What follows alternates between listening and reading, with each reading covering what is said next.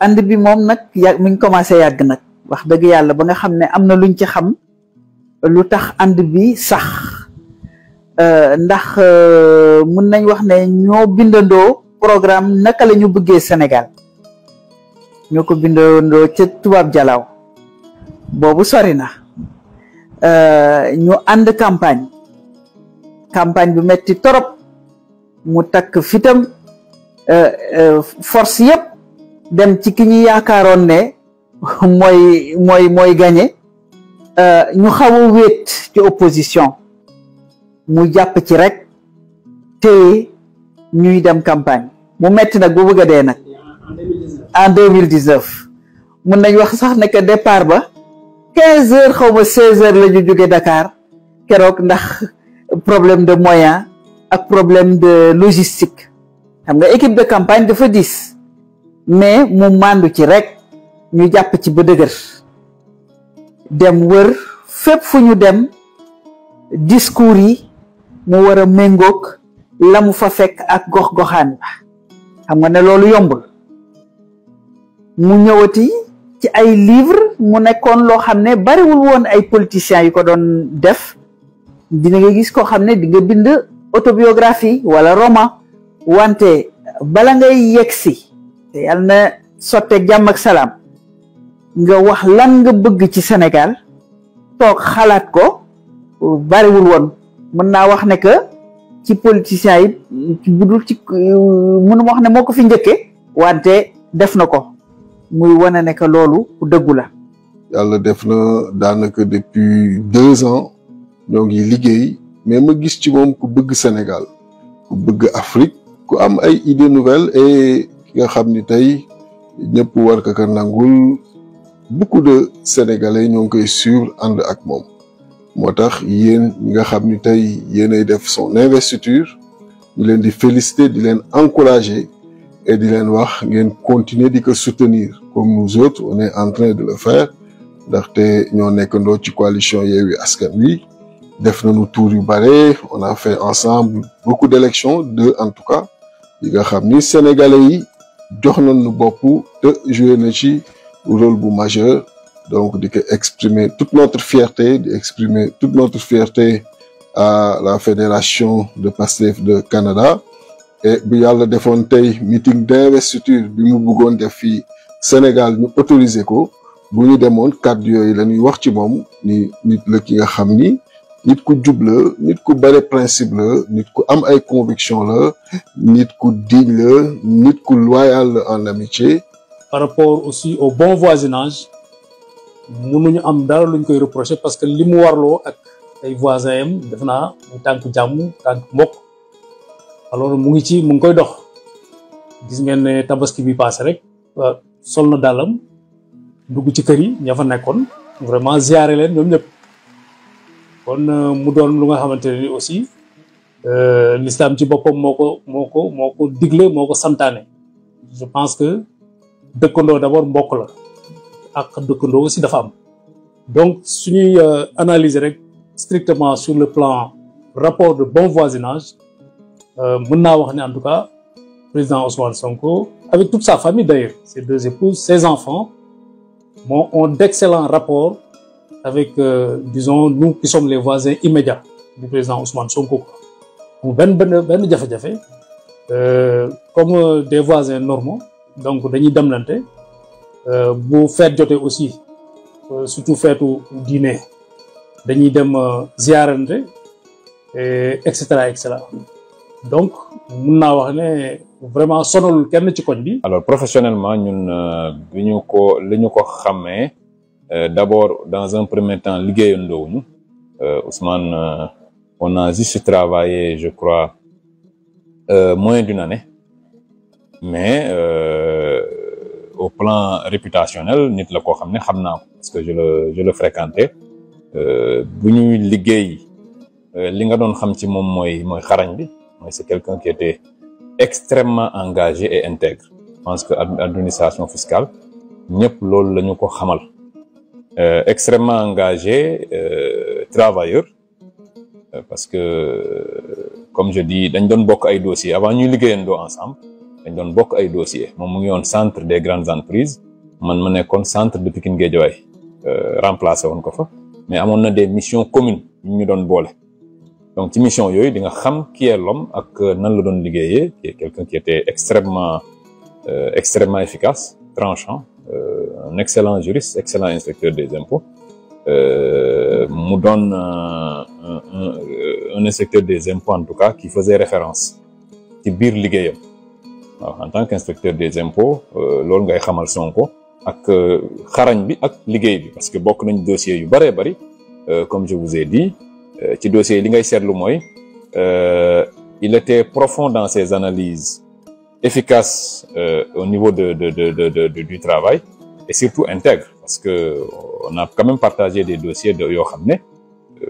le contribuable quelque part a tenté moom moo nekkoon chef de mission bi mais daanaka lorsque le contribuable tente de lui demander en tout cas d'accorder des faveurs contre la remise de somme bon il en riait presque quoi et puis il le disait en passant et puis on passait quoi donc c'est quelqu'un d'extrêmement travailleur et intègre. Et dans le cas de la coalition Yewwi Askan Wi, c'est quelqu'un qui est extrêmement solidaire. Il a fait preuve d'une grande solidarité vis-à-vis de tous les partis politiques ou toutes les organisations faisant partie de la coalition Yewwi Askan Wi qui ont eu à rencontrer des difficultés à un moment ou un autre. Donc il a toujours été présent, aussi bien pour nous tous qui avons eu à rencontrer quelques difficultés. Et nous aussi, de notre côté, nous avons été présents comme nous faites depuis à ses côtés. Donc aujourd'hui, c'est quelqu'un qui représente quelque chose d'extrêmement important sur l'échiquier politique sénégalais. Il a permis de faire bouger les lignes, si je peux m'exprimer ainsi. Il a fait bouger les paradigmes de l'échiquier politique. Parce que nous étions habitués à un langage politicien, un langage galvaudé qui n'était pas accessible à tout le monde. Aujourd'hui, il a su parler au peuple, il a su parler aux Sénégalais lambda, qui puissent comprendre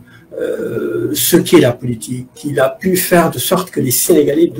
dans leur globalité, surtout la jeunesse, se sentent considérés, se sentent concernés par la chose politique, et ça c'est extrêmement important. Au-delà du parcours, discours sur ce qu'on appelle la transparence, sur ce qu'on appelle la gestion des deniers publics, sur, disons, la gouvernance, j'allais même dire la bonne gouvernance, font que c'est un élément très distinctif. Tey jii bu la neexee kat yi en termes de main propre et loolu d'éthique loolu benn élément la mais du rek benn boobu mën na nekk aussi yeneen élément dama koy faral di wax Ousmane Sonko li mu ñu xaw a ëppale ñun ñii tuuti mooy ñun ñëpp dañuy làkk wolof mais moom day làkk loo xam ni moo ñu ko gën a dégg wala boog pour le moment moo ñu ko gën a dégg muy sénégalais ñun ñëpp dañuy làkk wolof waaye làkk sénégalais moo jafe moom nag réussir na làkk sénégalais loolu moo tax discours am benn résonance waxuma la parce que bi muy ñëw xale yi la àndaloon mais léegi daanaka mag ñi paa yi ñëpp xam nga koo wax ñu Ousmane kon donc moom peut-être que au-delà de wolof bi ñuy wax ñun gars yi di ko dégg moom dafa il est allé au-delà des mots pour mën a wax ak Sénégalais dans ce qu'ils sont profondément moom lay tuddee làkk sénégalais moom dëkk bu xaw a yéeme la bi ci des aussi mu bénéficier wu ci benn contexte géopolitique boo xam ni li mu tombé moom tombéwul nag génération yi ko jiitu mooy les nouvelles technologies yoo xam ni ça a réduit les distances ça a réduit les espaces même la notion du temps mu bénéficier aussi beneen aspect boo xam ni ce qu'on appelle la transition démographique jamais dans notre histoire dans notre trajectoire xale yi nga xam ne amaguñu 30 ans ñoo ëpp ñi am 30 ans jëm kaw boo xool Sénégal âge médian 20 ans 19 ans 20 ans la c'est-à-dire quoi ñi am entre 19 ans 20 ans population ñoo ëpp fuuf ñi am au-delà xam nga loolu loolu aussi dafa nekk benn facteur ñooñu seen monde moom la ñu tuddee les digital natives ñoom c'est fi ñu gën a orienté mooy réseaux sociaux internet et cetera et puis ñoom lu ñu gisee àdduna boo xam ne c'est pas forcément ñu judd woon ci siècle bële noonu la ñu gisee àdduna d'abord sax au-delà de àdduna ñoom seen bopp le rapport à soi le rapport à nous et le rapport aux autres bi ñu am c'est diamétralement opposé parce que dañu nekk ci monde bu bees dañu jógee ci monde boo xam ni disons soit il fallait voir rouge ou bien il fallait voir bleu c'est-à-dire qu'il fallait être de l'Est ou il fallait être de l'Ouest. Il faudrait que benn jour aussi il y ait un arrêt que nu mu tëddi mu am génération yu bees yu ñëw mais changer la façon de faire la chose politique au Sénégal et en Afrique d'une manière générale parce que tey retard bi ñu am yëpp suñu élite politique yi ñoo ñu ko yóbbee mais Afrique d'une manière générale et le Sénégal waroon na lomb fi bu yàgg waroon na dépasser fi bu yàgg parce que tout simplement nit ñi bu ñu faloo li ñu njëkk a xalaat mooy seen bopp seen i mbokk et cetera donc du ñu xalaat d'abord les préoccupations majeures disons de la majorité des Sénégalais ñi nga xamante ne ñoo gën a sonn ci réew mi mais dañuy xalaat d'abord ñoom naka la ñuy gérer seen ay affaires ba pare quoi donc tey bu fekkee ne am na ku ñëw boo indi discours bu wees wane na moom kat fa mu jaar aussi ba agsi fii wane na ko témoigné na ko wane na bu ñëwee neneen lay téye réew mi neneen lay doxale mais écoute li ko may li mu am yëpp li tax jeunes yi d'une manière générale militants yi mais jokkaloo yëpp mais loolu dañu gëm discours am c'est tout te nit ki aussi sa kàddu rek nga am quoi. Pastef n'a jamais choisi le rapport de force rapport de force dañu koy imposer maanaam boo waxee force mooy doole kan moo yor doole fi mu ne nii gouvernement bi moo yor doole bi ñun yoruñu doole donc ñun buñ dalee suñu kaw la ñuy def li ñuy wax résistance nga trouver moyen wu faire face avec des armes démocratiques loolu la ñu mës a def donc ñun choisiruñu rapport de force mais lorsque le rapport de force s'impose bu yow boo demee ba sës si mur bi xam ni xeex rek a des mënoo def leneen donc le rapport de force a toujours été imposé à Pastef Pastef mësul choisir dem vers la confrontation d'ailleurs ce n'est même pas dans notre intérêt d'aller dans la confrontation parce que liñ ñuy tegal chaque fois di ko dóor suñu kaw loolu moo ñu ëpp doole xam nga ku yor police yor gendarmerie di ko dóor sa kaw à chaque fois yow amoo intérêt di nekk dans yow doo indi ay li ñuy def rek ñun mooy ñun on est des politiciens ñun politique lañ mën politique lañ xam donc politique mooy dem ci kanamu askan wi ni leen man kat voilà l'offre politique bi ma leen di présenter loolu nag buñ la ci imposer un rapport de force da nga koy c'est un rapport de force politique boo xam ne il faut faire face on est obligé de le faire maintenant comme je dis xam nga y a aucun parti politique buy mën a wax ni